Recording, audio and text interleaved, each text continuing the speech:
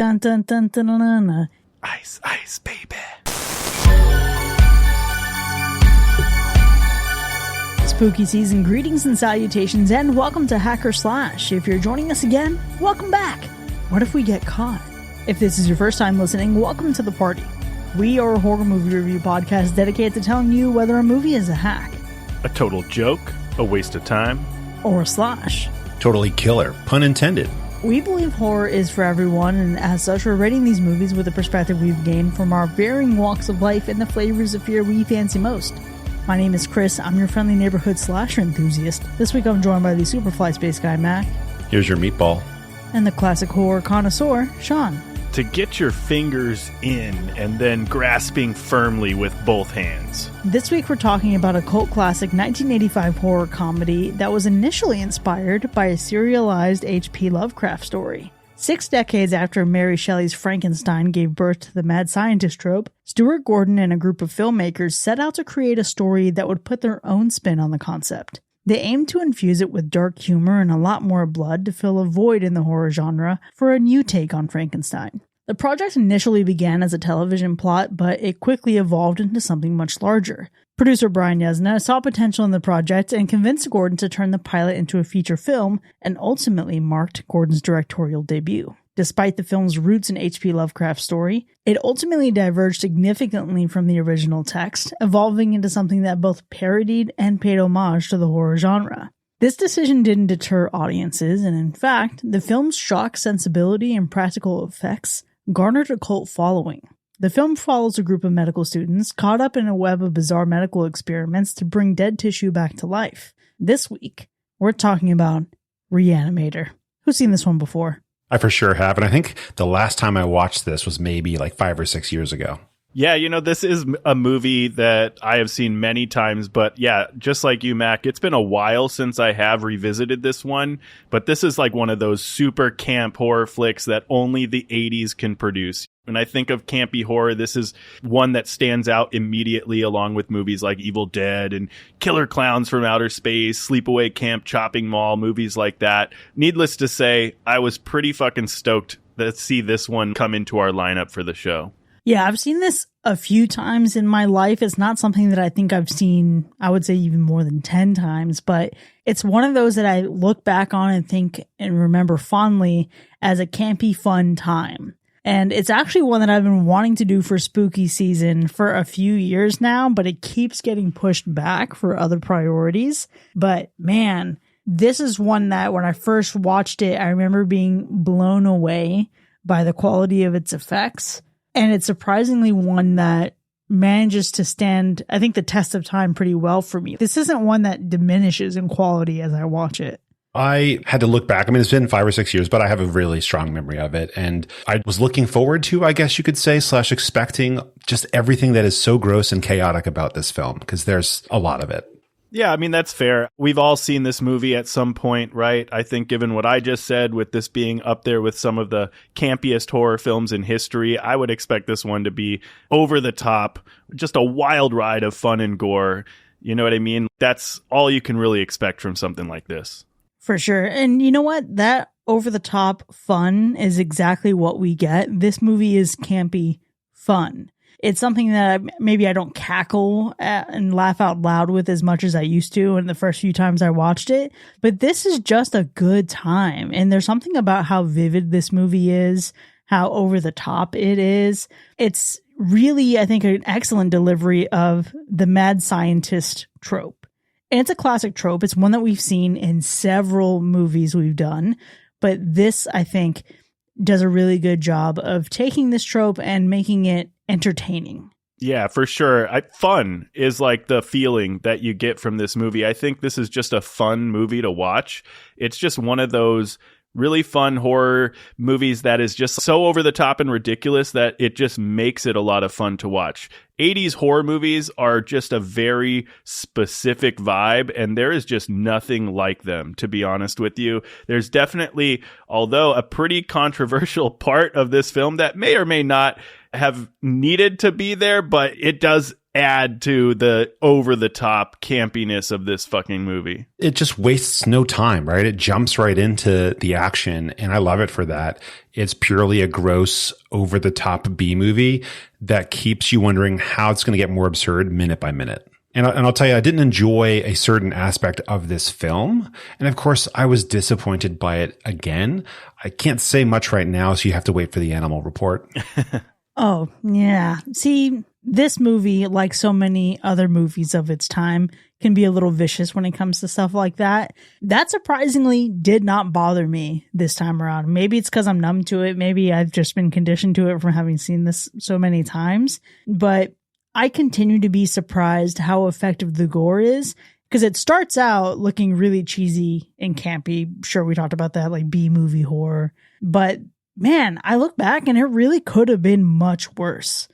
Now, there is something that disappointed me. It has nothing to do with the animal report and everything to do with Barbara Crampton. And it's not something against her or what she does, but rather something that is done to her character. And I cannot wait to unpack that in the spoiler zone.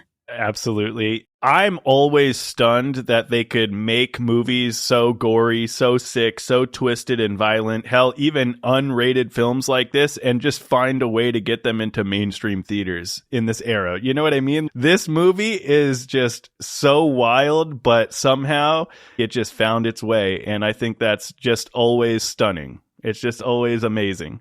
It's like the Terrifier 2 effect. Yeah, no, for sure.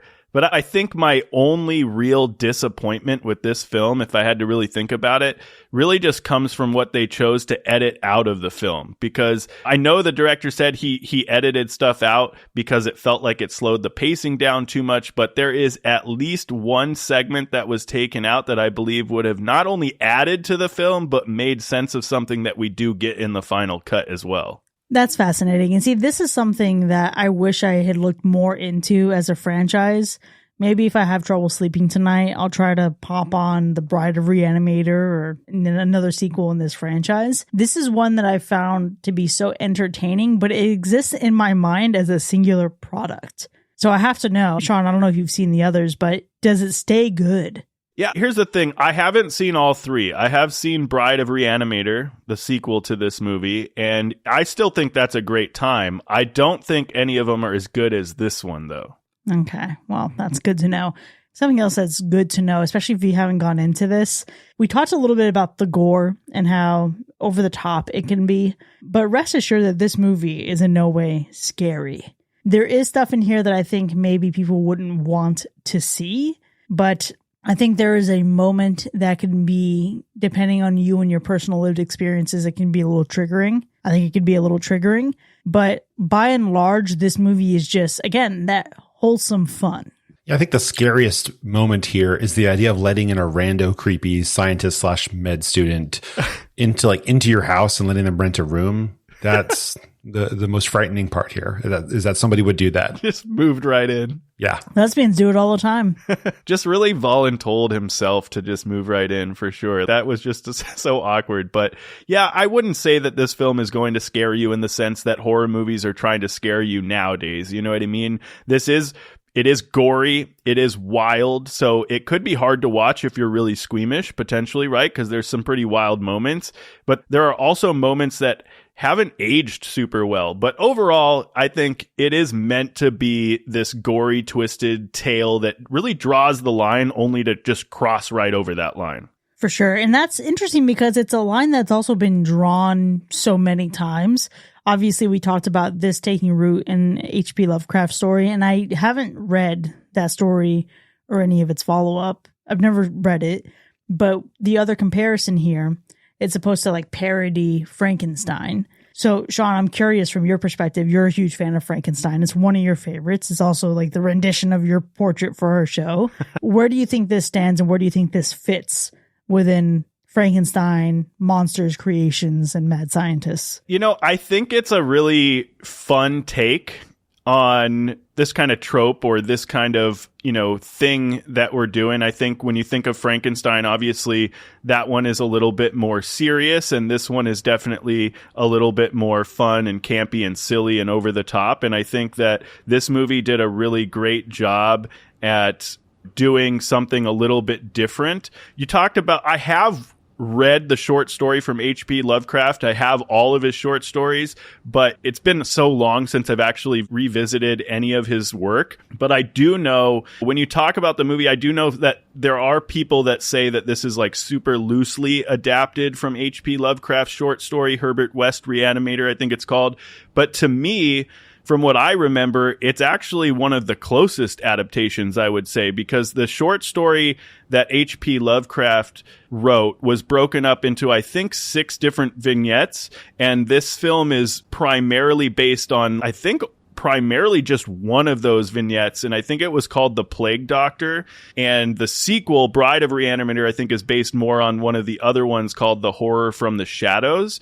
But either way, I feel like this was and is an original take on science playing God, on zombies, if you will. It really plays into something a little bit different than what Frankenstein did, because this is actually one of the first films to depict zombies made from science, which is really cool to see, right? I think that is really cool. There is some controversy with this film and its intro score, though, which is awfully similar to Alfred Hitchcock's Psycho. So plagiarism or not, I'll leave that for you all to decide, but we are dancing on the line of some Vanilla Ice shit here. It's the ding that makes it different. It's just the one ding, Dun, dun, dun, dun, dun, dun, dun. Ice, ice, baby. This is where I struggle, because this movie is fun enough to be very singular in my mind, but even when it opens up, you're right, that theme music really is reminiscent of Psycho. It is. And that's one that even when I posted something on our Instagram account announcing this live recording, and when I selected the song, I had to do a double take because I was like, wait, what the fucking song? I'm not listening to Psycho.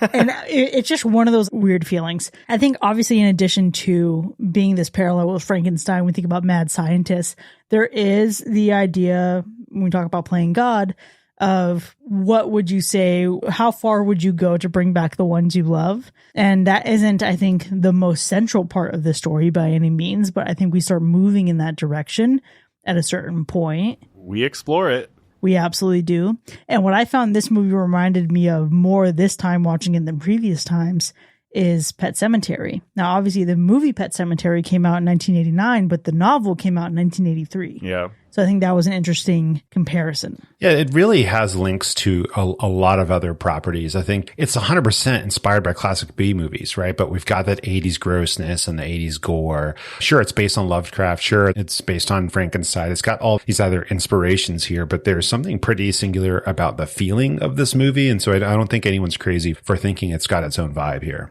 Yeah, absolutely. I will say, though, the ending to this movie is fucking something. Let me tell you, the ending to this movie is something. There is a lot happening in the third act of this movie, and it gets fucking wild. It gets really fucking bonkers. It gets wild. It gets weird. And there's a lot that I like.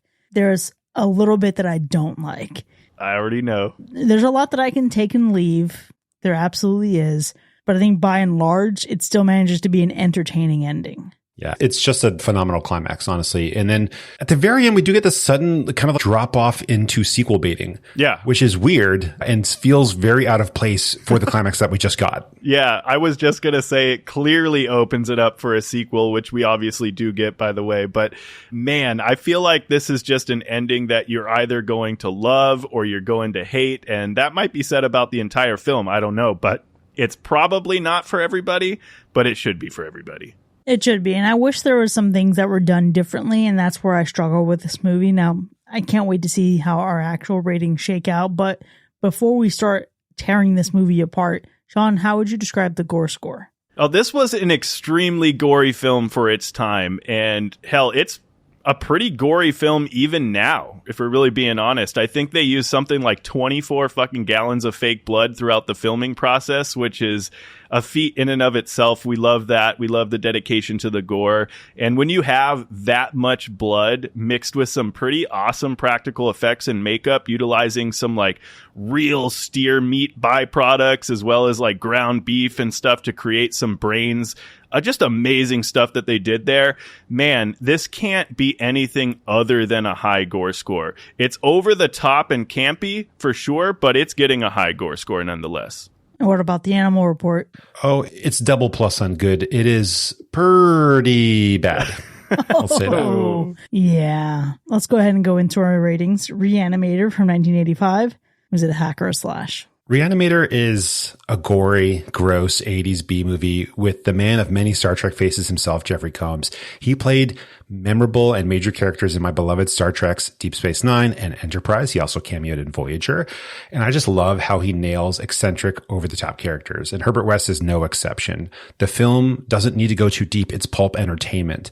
This is the pages of a horror comic book come to life in the imagination of a young adult reading under the covers at night with a flashlight. The gore is gross. The characters are gross. And it's a tight 90-minute ride into insanity. Overall, Re-Animator is a slash. Finally, we have a camp horror film that actually delivers and lives up to that title.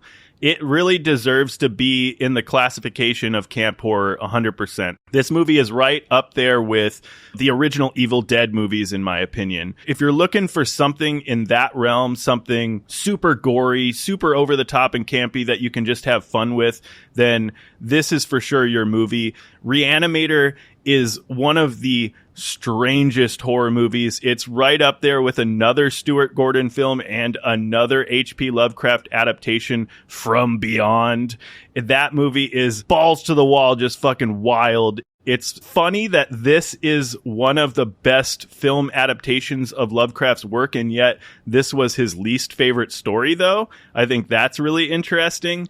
But overall, I love how this movie plays into the whole mad scientist Frankenstein bit. And let's face it, it is almost a parody on Frankenstein in a way. And overall, this movie is just a whole lot of fun. And despite its flaws, it has become an 80s cult classic that has and continues to stand the test of time.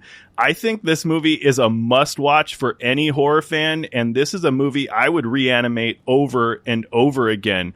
And you know, the cinematographer for this film, Mac Allberg, I believe it is, said that David Bowie once told him that Re-Animator was one of his favorite films. And if Ziggy fucking Stardust says that it's a slash, then it's a fucking slash. You know, how could you really say it any better than that? I absolutely should have just gone first to let us end on Ziggy Stardust. Look, I'm not going to disagree here. This movie is a good time. It's fun. It's campy. It has great performances to deliver on the movie's promise. And it's Barbara Crampton. I mean, what the hell? Iconic scream queen in her own right. I enjoyed this movie so much. I've held on to this iPad keyboard I haven't needed in a couple of years just because I love my 2 Re-Animator stickers that are on it. I should probably actually look at like doing a giveaway or something with this thing. But listen, this movie looks incredible. It feels incredible. It has a quality cast and it stands the test of time. This movie is undeniably a slash. And with that, Re-Animator has earned a universal slash. But there's a lot more to discuss when we return from break.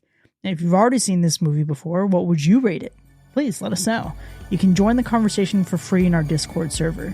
You can find the link to join and join the specific conversation about this movie in our show notes.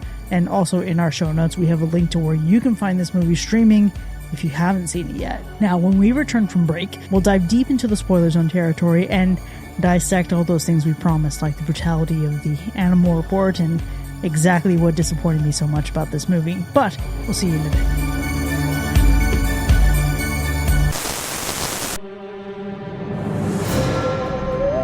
Ever wonder if there's life after death? With Re-Animate Dead, we give life back to the deceased. This state-of-the-art medical breakthrough is the first of its kind. Who wants to go through the hassle of trying to wait for the perfect storm and trying to capture enough electricity to bring the dead back to life? While Dr. Frankenstein may have been the one to bring this concept to reality, we have certainly perfected it. With just one injection of this beautiful glowing green juice, you can bring anyone back from the grave, even your precious little fur babies. So why dance with the dead in your dreams when you can make this living dead a reality? Order yours now. Call 1-800-LIVE-DEAD. That's 1-800-LIVE-DEAD. Call the next 30 30 minutes and receive 2 vials for the price of 1. That's right, friends. You can get 2 vials for the low price of $666. The price is almost as insane as we are. So get yours now, because with Re-Animate Dead, we put the more in rigor mortis. Side effects include bleeding from the eyes and extreme aggression. This drug has not been approved by the FDA.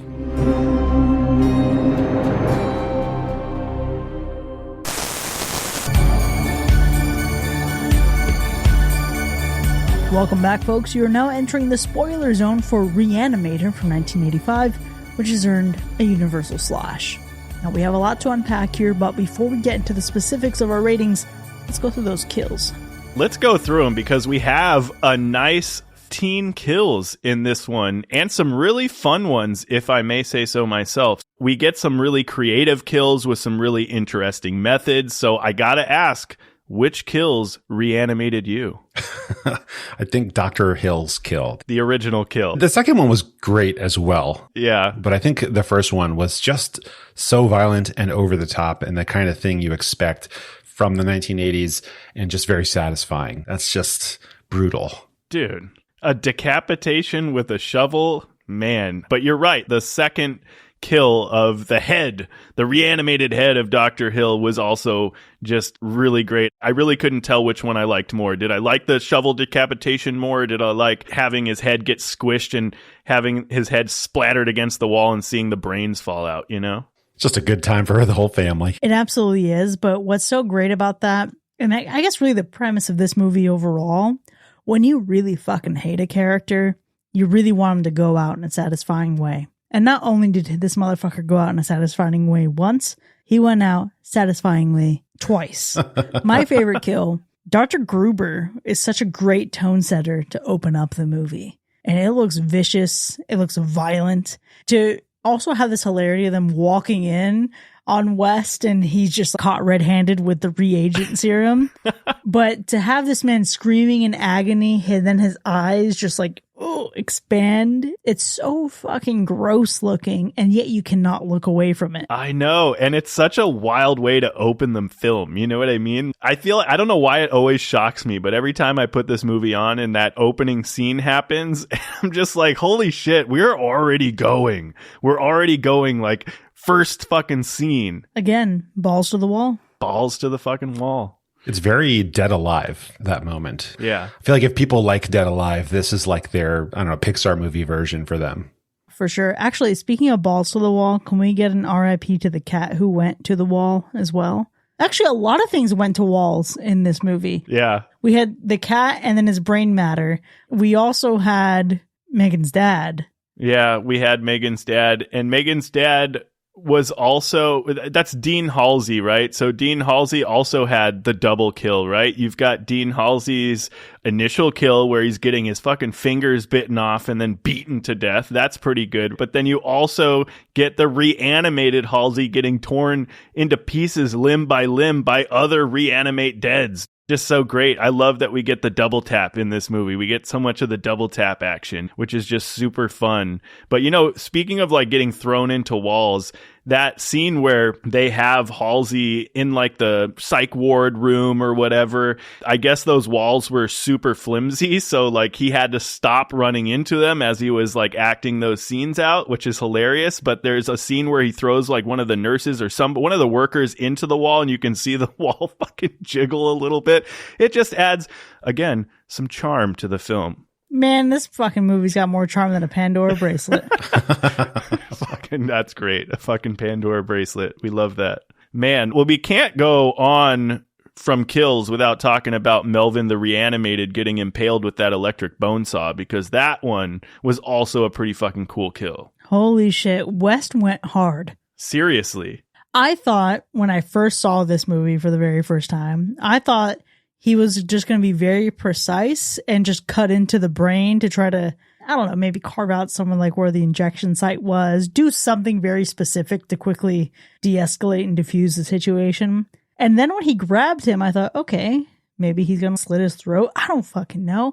But what I surely never expected was his whole fucking fist to go through his chest. Right? I was like, are you going to just go into the brain and stop him? Or no, we're just going straight through the chest. That moment there, I think we all had that same thought of what is he going to do? Because if he's reanimating the tissue, like we find out later, even without the brain, apparently this stuff can keep on moving. So that's not going to do it. When he goes all the way through, it's like when those magicians do that. We've got some of them now who do it like on Instagram reels and they show off their video magic. But it's like, I want to know special effects wise, like how do you achieve something that good looking where somebody's hand is punching through the abdomen of somebody else? That's fantastic. Yeah, for sure. It is absolutely fantastic. And that is why the practical effects in this movie are the fucking thing that makes this fucking movie. Because, man, how impressive are the practical effects for its time? Just think about it. You have these more serious moments when we're watching the medical lessons on the cadavers, right? And that is some really good practical effects and some really good gore. But then you also have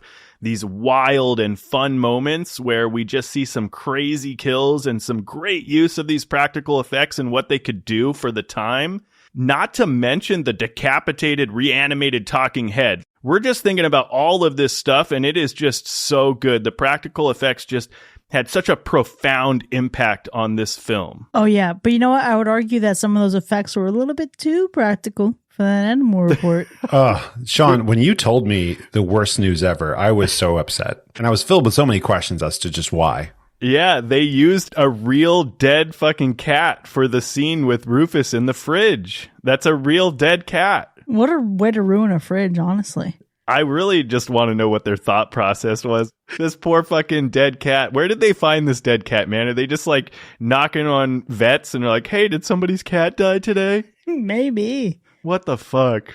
Oh my God. Did they like find it in the street? Was it taxidermy? Yeah, they just found it. It was an alley cat that just died. Oh no. Oh. So absolutely upsetting. If you're going to kill an animal in a movie, at least make it clear that it's a prop. I don't care how fake it looks. I want to know for a fact. Give a little made in China tag sticking out from it. Yeah. And maybe they'll add some of that charm for Sean. That would actually be freaking hilarious. But speaking of props, right? I read that an actual screen-used prop of Dr. Hill's decapitated head was the top prize in Fangoria magazine's Re-Animator Get Ahead makeup contest, which, man, back then, can you imagine winning that contest and getting a prop of the reanimated Dr. Hill head? That would be so fucking cool to have in my office. Yeah, you know what though? You fucking won a guitar once. I feel like you should just start doing all these giveaways and just see what else you can get. I should start scooping them up. Yeah, man. You made Sarah Michelle Gellar a fucking sandwich once. I feel like you're just full of good luck. Wow. Yeah, Mac, you missed that on the rewind Oh, for I Know What You Did Last Summer. That's amazing. Yeah. Fun times, you know? When your family owns a deli in Los Angeles, you see a lot of interesting characters come through. You absolutely do. But what else was an interesting character in and of itself was that reagent serum. I love how vibrant this is. And it is the perfect, just honestly over the top level of saturation to make this feel like the 50s era sci-fi shit that I would absolutely fall in love with. For it to be so vibrant and so green, and follow me here on this thought, you remember the movie Pleasantville? Mm-hmm. Yes. Pleasantville, you know, they go to the past and this alternate world, whatever, and everything's in black and white. But the more aware they become, or the more impure they become, everything starts to turn to color. This serum, this reagent, is so green, it makes everything else subconsciously feel black and white to me because of how vibrant it is. But I absolutely fucking love it. Oh, that, you know what? Your eyes and my eyes were thinking the same thing because that green stuff is amazing, right? But the intro credits are a perfect match to it. They're just fun and bright and neon and fantastic. I mean, I think you're going to have these neon green vials of reanimation juice sparingly used. Honestly, they didn't overdo it, which was really smart because it is bright and it is neon. But we start the movie off with those credits rolling through with such bright colors. It's kind of a surprise to see at the beginning of a film like this. I guess something that I'm really curious about is how that was achieved. Some level in post doing that, sure, but there has to be some method they had to making it look. The green liquid, I'm pretty sure we'd have to fact check it, but I'm pretty sure it's just glow stick liquid. Oh shit, why does that feel so obvious now in retrospect? No, I mean, you know, no one's really using glow stick liquid in movies, so, you know, they're pioneers. You know what? fuck it. Maybe I'm going to go get some glow sticks and cut them open and put them in a fucking glass vial. Yeah, I mean, why not? What a great Halloween prop. Wow, I'm so disappointed in myself. I should have thought about that. This is why I wouldn't work in the prop department. This is why I'd be a producer. I could be a director. Oh, it would be so fun. Maybe cinematographer, but never the props. I'm not creative enough for that shit. If only I got into working with latex and all that shit at a young age, and then I could probably be doing this, but I chose the wrong path, friends. Damn it. I think these days the glow stick stuff is actually mostly non-toxic, which is good. Like you're gonna poop your pants for sure.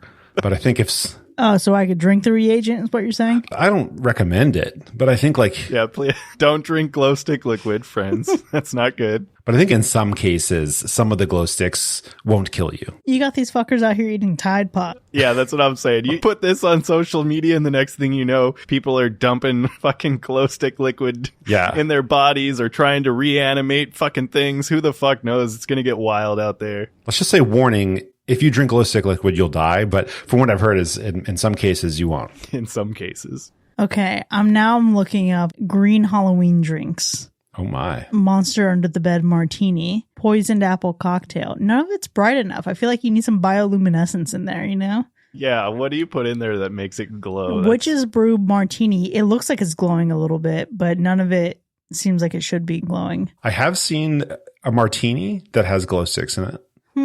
Actually, I got a bunch of recipes served up to me on some fucking algorithm thing where it's like they're taking edible glitter, glow-in-the-dark cotton candy, and making some cool fucking drinks. That sounds awesome. Mm-hmm. Be excited to try something like that. Bat guts martini. Okay, I'm going to add a link in the show notes for this. We did get to have brain-shaped Jell-O shooters when we were here for the Halloween Ends party. Oh gosh, that was so good. And the whipped cream mixed in with the other stuff made them look like fleshy toned, and that was extra gross. Oh, yeah. Ooh. Oh, no. You missed out, Sean. I'm telling you, they were pretty gnarly, but they were good. I'll take your word for it, for sure. Man, but there are so many just really great scenes in this film, and I'm just thinking of kind of a funny one, but also has some really great Easter egg kind of thing. So there's the scene where Dan and Megan are kissing at the lockers and they're just like kind of like canoodling, you know, if you will. And she's like, no, no. And then it cuts to them getting it on in Dan's room or close to getting it on. She's like, yes, yes. I just like that cut transition from no, no to yes, yes was just hilarious. But one of the more subtle touches to this scene, specifically when they are in Dan's bedroom, you can see a poster above his bed, which is it's a poster of one of the tours for the band Talking Heads, which I think is fucking hilarious because one, it's a great band from the 80s, and two, it was just a great foreshadowing for what's to come with the reanimated talking head of Dr. Carl Hill. Oh my gosh, that's such a great note. I love that. I could have done without the yes, yes sex scene, but you know what? It was brief enough to work for an 80s movie, so fuck it, literally and figuratively. Oh my. I want to talk about Dr. Hill again, because my favorite scene was Dr. Hill blackmailing Herbert while marveling over his work and not watching what he's doing. Did he not think perhaps this man is dangerous and I'm just going to stick my eyeball into this microscope and not pay attention to what he's doing? He hasn't made a sound in a little bit. I guess everything's going to be fine. Come on, bro. I thought you had the big brains here. Maybe he was just so taken aback that he was like seemingly super interested in this work after basically just hating on him for the whole first part of the movie. I don't know. Caught him off guard. And what's great about it is you've also got Jeffrey Combs, right, acting. He's playing Herbert, but at the same time, Herbert is also acting as if he's scared of this blackmail. And it's just so meta. I love it. Yeah, there's a lot of layers there. See, honestly, Herbert West takes the cake in any scene he's in. He's an absolute showstopper. One of my favorite scenes, obviously, is the opening because I feel like, again, what a great tone setter. But another one is just thinking about how physical these actors had to get with absolutely wild animatronics, or thinking about some of the corpses whenever they're in the morgue. Yeah. But my absolute favorite scene is when Kane wakes up in the middle of the night to the beastly yowls of Rufus the Resurrected. And then they're having to chase down this cat that we almost never see. We get very few flashes of it, but it feels so intense. It feels so real, but also fucking hilarious. And I'm just imagining these two grown men acting so seriously with nothing around them. And it's honestly, if I know a lot of my friends who fucking, if they see a roach or they see a spider, Yeah. and all of a sudden, this is this moment from this movie. It's so true. Yeah, it's giving Ash fighting his own hand. Okay, but looking into this moment, obviously we talked about Rufus, the real dead cat that was in the fridge, but even the animatronic or the puppet of Rufus, Yeah. dead Rufus, resurrected, reanimated Rufus, incredible. It's so good. Incredible. Looks terrible, but so good. It's just the moment where he's jumping out and he just looks so deranged. It's so amazing. It's so good. There is something about that scene. That's just the swinging, hanging light, only bringing light every so often. It's just something, there's just something hilariously horrifying about the whole scenario and the way that cat looked as it pounced at Dan. It was just so funny. What a great call out. I'm still sad about the cat. Yeah. Still sad about it. But the scene where we're getting the lesson on how to get into the brain, what a cool shot that was, as we're just cutting enough to peel the scalp and like the fucking skin off of that fucking head, and then drilling into the skull and pulling the brain out. And I already talked about it earlier, and we're talking about the gore and stuff, but like the way they made that brain with actual animal byproducts mixed with like ground beef and stuff like that, and the fake blood, it just was such a great touch. And man, what a great moment for the film. You know what I couldn't stop thinking about during that scene? The last time we did a Saw movie, it was the Jigsaw autopsy. Oh yeah. Yes. That was gnarly. The entire thing. Just why do they go so hard when it comes to peeling back people's scalps? Do we need that? Because what a fucking weird concept, Mac. Listen, you can't do that and go soft. There's those serious moments, but there's also the really campy moments that can't go unnoticed, right? We have that one shot where like the tongue is going into the ear. You know what I mean? And obviously what follows is absolutely deranged and perverted, but dang, just the tongue in the ear. Obviously you think of Nightmare on Elm Street, right? You think of the whole tongue coming through the phone and all that, but man, what a campy moment that was. Yeah, it was gross. For sure. Also, other things that are in poor taste, but are also funny. The finding the dead cat in the first place. They're looking for Rufus all over this home. She thinks to go into West's room, opens up the fridge that's already slightly ajar. If this motherfucker had just closed the fridge, they probably never would have known. Yeah. But then he has the nerve to just gaslight them. He's like, what do you want me to say? What do you want me to write a note? Cat's dead, details later. Fucking hilarious. Oh, so defensive. He plays it so straight. He does. Oh man, it's so good. Even the moment where they are reanimating the John Doe in the morgue, and he's recording the whole thing for documentation purposes, for science, right? And West is telling him what to say, like the recorder is not picking up the shit that he's saying already. It's just so hilarious. He's like, say this, say this. It's like, dude, here's the fucking camcorder, dude. You fucking do it. Yeah, for sure. Okay, the time is now 10:33 p.m. Administering 15 cc's of reagent. Yeah. Dude, this is not how microphones work. You didn't need to do this. I think he just wanted a fucking conspirator. Some plausible deniability, but shit. It was really a good moment of like back and forth humor. Like the play between them was awesome. The physical comedy here is awesome, but like every time they get those back and forth moments, it's really strong. Yeah, absolutely. I think we've said that Herbert is probably the most interesting character to listen to and watch on screen. The other ones weren't massively disappointing, though. I'm really surprised that other characters weren't completely two-dimensional and boring. Even if they're two-dimensional, like they still worked. Dr. Hill was so fantastic in this film. You really loved to hate Dr. Hill. And honestly, like Dan wasn't bad as a little sidekick.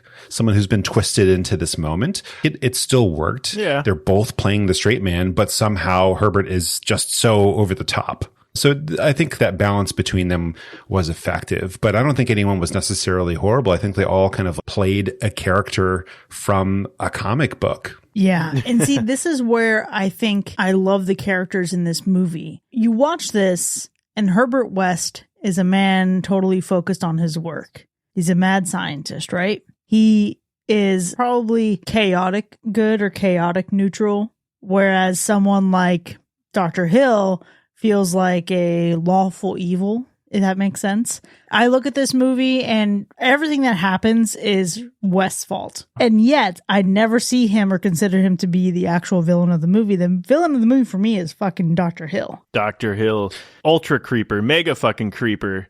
Man, I just think he was just giving off the creepiest vibes. If you haven't seen the movie, if it's your first time watching this film, you know what I mean? Just watching everything get up to the third act of the film, you're just like, why is this guy so creepy? Why is he like giving off this like pedophile kind of vibe throughout the movie? That aside, I do think Dr. Carl Hill, Re-Animated, was able to just play something really great. You look at the way that he was able to do, and obviously the special effects team and the practical effects and all the stuff that made that possible, but just being able to give off the whole like, my body's over here and my fucking head's over here and we're just like having a grand old time. I think that was just great. I just couldn't imagine this movie as creepy as David Gale was in this film. I just have to give it up. I do remember reading somewhere that the role of Dr. Carl Hill was originally written and intended for Christopher Lee,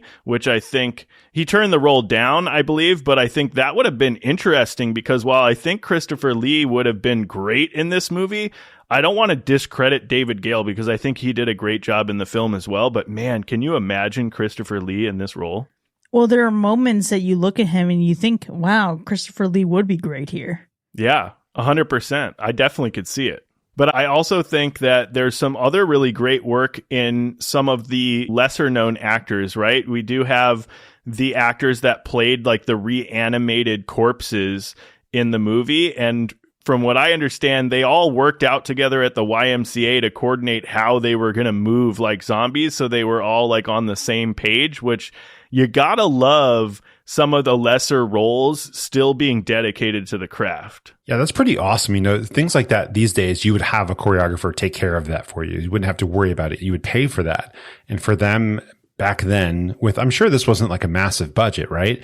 So I'm like, that level of dedication is impressive because that scene seems like pure chaos, but truly to portray pure chaos, you have to work on that. You have to put in some effort. You absolutely do. And then the actress that played the girl that's like getting resuscitated by Dan, that girl was apparently a dildo enthusiast and was known on this film for hiding random dildos with the fake corpses in the morgue set. I wonder if she likes baddragon.com. Yeah, wanderingbard.com. More like it. Maybe we got to get her on the show and ask the real questions here. Oh, there's the hacker/after dark content. Oh my. I just imagined that was like the job title. Oh, what do you do? I'm an enthusiast. Right? Okay, think about the job title you put on anybody in a documentary. Jane Doe, dildo enthusiast. Yes. Part-time actor, full-time dildo enthusiast. My name is Chris. I'm your friendly neighborhood slasher enthusiast. And I'm joined by Jane, a resident dildo enthusiast. Oh, we're done here. Yeah. Here's a fun fact. Did you know that the first dude that got reanimated at the morgue who ends up killing Dean Halsey is actually, I believe, Peter Kent is his name, who was Arnold Schwarzenegger's stunt double in 14 films? Everything from the Terminator to fucking Jingle All the Way, folks. That's pretty cool. Why does he need a stunt double? Not Jingle All the Way. Hey, man, there was a lot of action in that movie, okay? That was an action-packed family fun film. Wow. They did fly on a line at some point, right? Like that happened. Yeah. So I guess there was some action there. Yeah, there's flying and fighting and all kinds of random shit. Falling around. Oh my gosh. Flying and fighting and bears. Oh my. Obviously, we talked a lot about the characters in this movie and the work that they put in. Barbara Crampton is an icon and a legend. The absolute worst part of this movie is Dr. Hill's body sexually assaulting her and groping her naked body on the table. I knew it. It does not belong here at all. And the combination of the body grope plus the decapitated head having its way with her, like actually making contact with her body, that was disturbing. And then you think, oh gosh, like someone's got to stop this. And they wait until the very last second when he's about to force cunnilingus on her. And that was, like bad choice. You know what I mean? Come on. You could have gone so many other ways with this. I'm telling you, I get it. It didn't age well by any means. This is something that I feel like you're not going to see in a lot of horror movies nowadays. There are things that cross the line nowadays, but this one is definitely one that's pretty wild and out there. And could they have done something differently and this movie still been just as effective? Probably. But this is what we have. And I will say that Barbara, who plays Megan in this movie, aside from how gross and ridiculous this scene is, she did say that she was like completely fine with all of this. Like she was very open to the nudity as long as it was like part of the story. You know what I mean? And so at least we can sleep at night knowing that she was on board and she wasn't like forced into it. For sure. And you know, I can absolutely appreciate that about her and where she stands on this. But I think for me, it's like there are things that we can think of that cross a line nowadays, but this is something that just crossed the line back then too, and nobody said or did anything about it. And that's where it's like, okay, well, everybody thinks it's in good taste and the minority voice there. It is what it is. But I'm also blown away that there's stuff that's cut from this movie that would have added to it, and yet this is what stayed in the movie. Because again, right. It's the 80s. We know that people are going to be nude, and I don't have anything against necessarily the nudity in the film. I think you can go in the direction that they wanted to go in, but just not show as much as they did. Right. Sure, okay, lay her on the table and get ready to reanimate her, whatever the fuck you want to do. But I think they just went a step too far. I'm glad she's on board, though. Yeah, I get it. Wait until we get From Beyond on this show. And then we're going to go to a whole different level, man. That movie is just filled with some outrageous shit, and I can't wait to hear everyone's thoughts on that movie. And we'll get it in the lineup at some point. Don't worry, we will get it in somehow. But, you know, you talked about cutting stuff out of the film, right? And I think the worst part of this movie for me was choosing to edit out some of those things, not the stuff that you're talking about, Chris. And I get it. Look, the original cut was like 2.5 hours long. So I get it. We can't have a 2.5 hour long movie of this caliber. It just wouldn't work. But there was this subplot that revealed that Dr. Carl Hill had the ability to control minds. And even though they cut most of this stuff out of the film, they still left in one significant part where he has this unexplained control or hold over the reanimated Dean Halsey and all the other reanimated corpses when we're in those final moments of the film. And so when you cut the stuff out that kind of explains that, but then they still give you this, it just feels a little bit off. And I think that they should have found a way to, if they were going to continue to explore that part of the movie, that they should have found a way to keep that in the film. My opinion. I think the cut that we got, it kind of explains it like a little bit where he mentions that whole thing about lobotomizing them. So I'm like, wow, he worked really quickly in lobotomizing like 15 reanimated corpses. That's surprising. So it's loose, but it's at least kind of still there. Yeah. And, you know, Chris, I'm with you on that part. I struggled between that part of the movie and the dead cat thing. They were kind of neck and neck. Literally, that's my notes. Yeah. So I think since you've really brought that into the light, I'm going to mention the dead cat thing again as what I consider the worst part of the movie.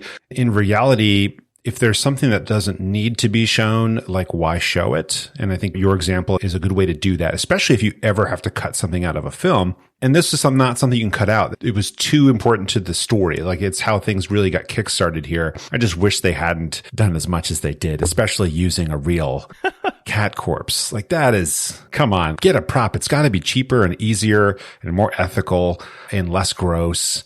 I'm just saying. Actually, maybe it was cheaper to get the real dead cat because then no one had to make the fake dead cat. They already had one because they had to animate it. Parts of a fake dead cat. That's true. Oh, man. I feel like there was a movie we watched with another cat being hurt with fire or lava or something like that on the floor. I can't think of the name of the movie it was right the now. Acid. The Collector. Or the like acid. The sticky shit. Oh, terrible. Yeah. And then the window kill. Oh, man. Horrifying.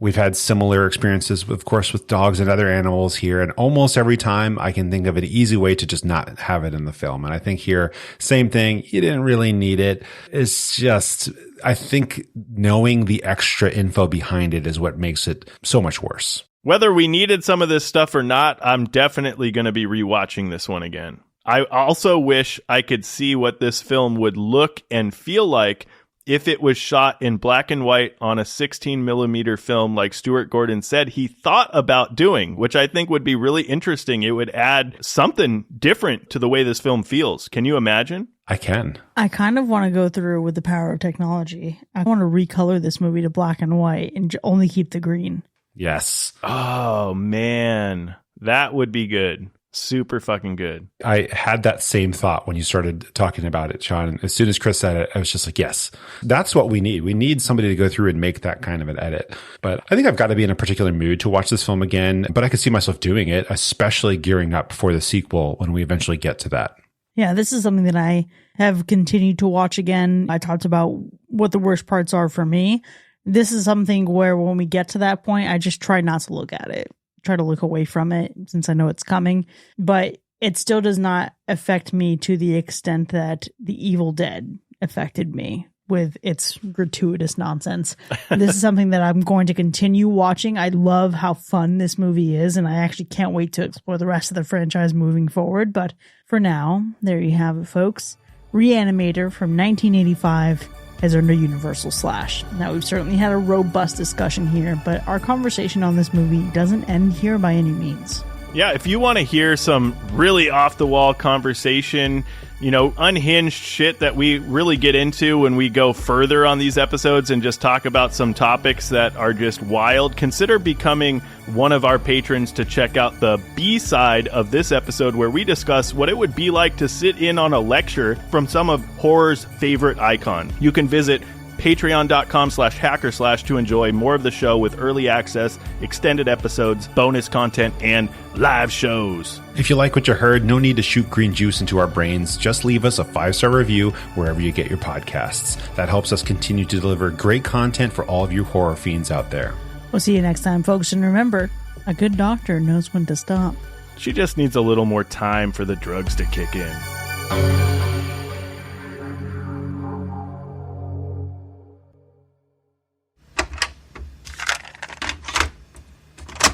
Okay, so this Miskatonic University years got me thinking, if we were back at school, back at university, in college, whatever, technical school, whatever you want to go to, and your professors were characters from horror movies, who would you want to be lectured by? Oh, man, there's so many great options here. There's so many good options. The first one that comes to mind, obviously, Hannibal Lecter. Come on. I'm glad we're aligned on this. If the first answer wasn't unanimously Hannibal Lecter, that would have been problematic. It seems like an easy choice. But would you take the classic, like, psychology course? Or would you take a culinary course? Oh, I feel like that's an interesting one. I feel like, you know, it wouldn't hurt to just know how to disassemble a body, you know? Never hurts. A little dismemberment. You know, perfectly remove certain organs and things that you may need. It comes in handy sometimes. I think it would be fun to take biology from the android. What is that movie? Aliens. That Bishop knows what's up, right? The later androids we get in the non-horror movies, the action movies, you know, Prometheus and whatnot, that android would be the worst teacher for biology. We'd have frogs with wings and stuff. This is true. Oh my gosh. What about From the Fly? Yes. Oh. A Brundlefly. Even better. A little biology course. Absolutely. Yeah. I'm horrible at biology, but I feel like I would attend. Okay. Mm-hmm. Yeah, I think that would be a great option. I think I would also take like a cinema course from maybe Billy Loomis's Ghostface. No, Kirby. I was just about to say we need like a horror cinema course, you know, from Ghostface. I don't know which Ghostface though. Yeah, but then I remember that we can just do Survivors because Taffy in the chat says psychology with Dr. Loomis, which is actually an obvious answer. I can't believe I didn't say first. But I think that's true. Horror cinema from Ghostface, yes, but also some of the Ghostfaces had really terrible takes. So I do think I want Kirby. Okay. I mean, that's fair. That's fair. I am shocked he didn't say Dr. Loomis first, now that I think about it. I'm sorry. Punk Hazard saying Leatherface for my agriculture course is absurd. And I love it. What the hell? That's off the walls for sure. Scooby Doom says morality and ethics from John Kramer. Or like a civil engineering course from John Kramer. That's true. Or mechanical engineering. Yeah, yeah. Both would be compelling courses to take. I don't know if you've seen Under the Skin, but I feel like if you're going to take women's studies, you need Scarlett Johansson playing the female as your professor. Yes. It would also be interesting to take a course from Jigsaw. I feel like just really understanding how you put all these contraptions together would be a great course to take. I want to know. Or maybe something like political science from one of the characters from The Purge. Really, any of them would be an interesting take. Not the poli-sci from The Purge. Come on. Oh my God. That's wild. Yeah, there we go. The Faculty. Great shout out, Nathan. Love that. Introduction to Paranormal Phenomena by Elise Rainier from Insidious. Oh, there we go. Perfect. Mask making and identity concealment in modern society. Instructor, Michael Myers. Nice. That's fantastic. Nice. Silent course. Lots of written material, some textbook work. Oh, man. Oh, I would definitely take a course on cults and being a cult leader. I'm not sure which movie, but absolutely give me some cult work. Yeah. Jack Torrance maybe would lead a writing course. Oh my gosh. Chell Hath No Fury says Busta Rhymes for Intro to Broadcast Journalism. Incredible choice. Or for entertainment business. Oh, man. These are all fantastic. There's got to be like a home security, like defense. You think about Harry Potter, Defense Against the Dark Arts. Yeah. But defense against the whatever the fuck. That's got to just be from some really strong final girls. You know what I mean? How can we get some of them to give us a lecture on how to survive? Absolutely. There's also got to be something there with witches, I feel like. So if we think about like a women's study or women's studies, there could be like the history of witchcraft. Mm-hmm. Anthropology. Yes. The anthropology, history of religion and witchcraft. Yeah. Perfect. We could get Herbert West from this movie, The Ethics of Experimentation. Mm-hmm. Oh my. I mean, shit, Herbert West or Dr. Frankenstein would be a fantastic choice for this topic. I love that. Both good options. Oh my gosh, yeah. Give me like a hospitality and tourism with Norman Bates from Taffy. Love that. I would also love to take perhaps something around urban legends or myths from Candyman. Uh-huh. Oh my gosh. Art the Clown for improv. Amazing. For improv, yeah.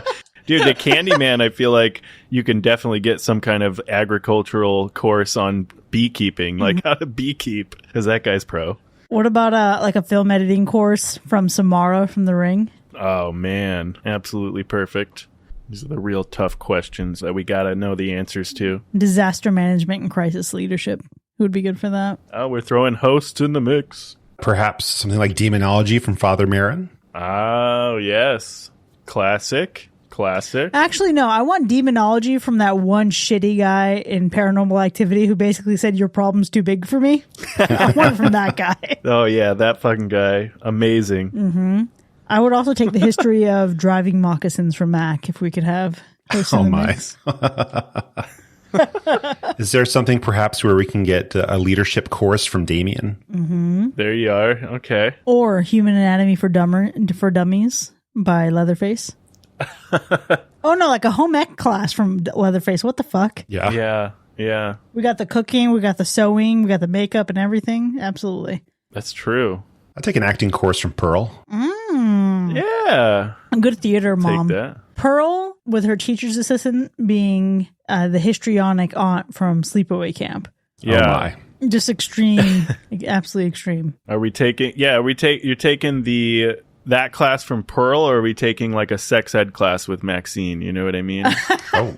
You know what? Both. Why not both? That's a right. little dance class from Old Pearl. Yeah, there we go. Mm-hmm. Gender studies. Nathan says sex ed. Fantastic. Absolutely incredible. These are great ideas. There's so many. Yeah. See, this is the fucking kind of university that I would go in depth for. University is such a scam. I feel like we can start like an online university and just bring these horror characters to life to teach these off-the-wall classes. Listen, every podcast fucking does some shit for revenue by offering a course. Maybe this is our course. Yeah. Oh, man. So good. So good. Patrick Bateman would be a great guidance counselor. Oh, my gosh. No. Or Amazing. Kevin Bacon's character from They/Them. Terrible. Oh, terrible. Absolutely terrible. What about event planning from Chef Slovic from The Menu? Oh, man. I haven't seen that. Music studies with the Phantom of the Opera. Absolutely, Taffy. Holy shit.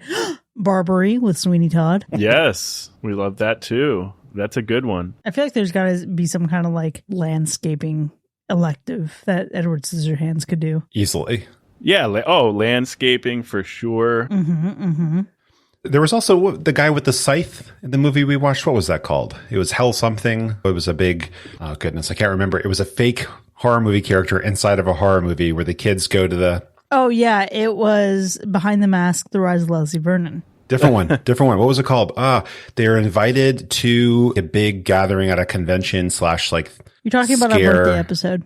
No. Bloodfest. Oh, okay. I gotta look this Bloodfest. There's Hellfest and there's Bloodfest. But Bloodfest is the one where it's like a convention, but everybody starts killing each other.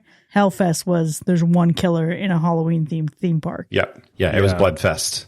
Yeah, Bloodfest, they had the fake horror movie icon. And I feel like he had a scythe or something like it. And that would be good for landscaping. Something like that. Yeah. Oh my gosh, I know who you're talking about. Yeah, okay. It was like the parallel of Jason Voorhees. The arborist. Yeah. His name was the arborist because he cut down trees. Okay, so there we go. So take, what would they call that? Arbory? Yeah. Oh my gosh, what about a veterinary medicine class from someone from fucking Pet Sematary? Easily. The dad from Pet Sematary. Oh, yeah, for sure. That's Entomology class, human centipede? What the fuck? No. I gotta say, that had to come out for sure. What about musical theater with Dr. Frankenfurter from the Rocky Horror Picture Show? You know, I feel like that's a great one. The Phantom and Dr. Frankenfurter are teaming up for that. Yeah, for sure. Anatomy, Dr. Giggles, incredible. Jennifer Tilly has to get in here somewhere from The Bride of Chucky. I don't know what the fuck she would teach. I mean, doll making? I don't know. No, maybe just like scam today before today scams you 101. Pharmacology with the grave robber from Repo. Oh, Lord. What do we call this university? I feel like this university has to have a really good name that hooks you. Damn. Not this being the actual real Monsters University. Slash you. Nice. That's perfection. That is good. Human Anatomy with Jennifer Check. Yeah. Okay. Give me Jennifer Check teaching any course on being a succubus, and we're there. Not the succubi of it all. I feel like Ash could teach something from Evil Dead. Yeah, there's got to be something there for Ash, right? Like, history. Some kind of history lesson. You know, he travels around. He's seen some shit, you know. Maybe just, specifically focusing on the Dark Ages. Shop smart. I feel like the mom from Evil Dead Rise could do some kind of like contortions class. A yoga class. There you go. Sure. Yoga. That's a simpler way to say that. The two things are the same. Yeah, sure. Sam Ash would be a cool janitor. Yeah, that's true. Oh, man. I'm excited to see what the other ideas these folks have in the chat. Arts and crafts with art. I feel like Michael Myers could actually do a really good arts and crafts one. He's always decorating a bitch with some fucking sheets or something. Statistics with the game makers from Cabin in the Woods. Oh, chow, that is amazing. Hey, that's a good one. How about some sort of physical fitness course with Jason? You know, whether it's swimming or hiking, something like that. A diving course with Jason. Yeah. Okay, actually, again, another course that Michael Myers could do, a fucking driver's ed course, apparently. Apparently, yes. Master driver. Yeah, who would have known? What about some kind of like penmanship or calligraphy course? I feel like just about any killer is good for that. Maybe Ben and Ben's son, Will, from I Know What You Did Last Summer. They always have great handwriting on those cards. Yeah, for sure. Nice, clean, concise. We don't have really anyone to cover the basics. You know, who's going to be teaching like math? That's what I want to figure out. I think Jigsaw. I guess we covered statistics. Okay, Jigsaw could do it. Yeah. Because we've got writing covered, so we have some language stuff down. We've got math, whether it's from Jigsaw or the dudes from Cabin in the Woods. We've got history, we said covered. We have science, multiple science courses. Shout out to Punk Hazard, who just said history would be great for the Crypt Keeper, which I agree with. Perfect. Absolutely. 100%. What am I missing out on from most general electives? I feel like there's something I'm missing. English. Sorry. The history of kink with the Cenobites. History of kink. Yikes. Oh, Lord. Okay, what are the required college courses? Let's see. Gen Eds. Natural sciences, mathematics, foreign languages, English, humanities, social sciences, visual and performing arts. Okay. Well, we covered some of that, kind of. Performing arts we got. Yeah. We got psychology. I mean, somebody could throw in a sociology somewhere in there very easily. Who's got foreign languages, though? We haven't covered that. I was thinking that. Yeah, I'm trying to think of who that would be. Can we just do like Pazuzu, because he's be throwing out all kinds of languages. Yeah. Yes. That's perfect. We've also got communications from the killer in your favorite Christmas movie, Chris. Black Christmas. Billy. Black Christmas. Billy. Yeah. Billy's got communications down. Okay, I'm sorry. Chow, in response to the question about foreign language, La Llorona. Allie in the chat asks, Jim, we need sports from someone. We do. Maybe that could be Jason, because, Camp Crystal Lake had archery, other things. I'm assuming there's athletics there. He's also like an outdoorsman. Yeah, he can fill in, I'm sure. I feel like Freddie needs some kind of class here. I don't know if it's just the study of dreams or whatever the fuck that's called, but there's got to be something for Freddie. Early childhood education. There you go. Okay. No, stop. No, it's terrible. No. Take it back, burn it with fire. Absolutely fantastic. Wow. Oh my gosh, Angela Baker for the sports question. Okay. Sleepaway Camp. Yeah. That's a good one for sure. Perhaps we can take some rudimentary law courses from I forget the character's name, but the Devil's Advocate. We could take them from the devil, so that would be that'd be the best. Good old Pacino. Is that a horror movie? Sorry, John Milton. Is that a horror movie? Is that like a thriller, crime thriller? It's adjacent. It's kind of there.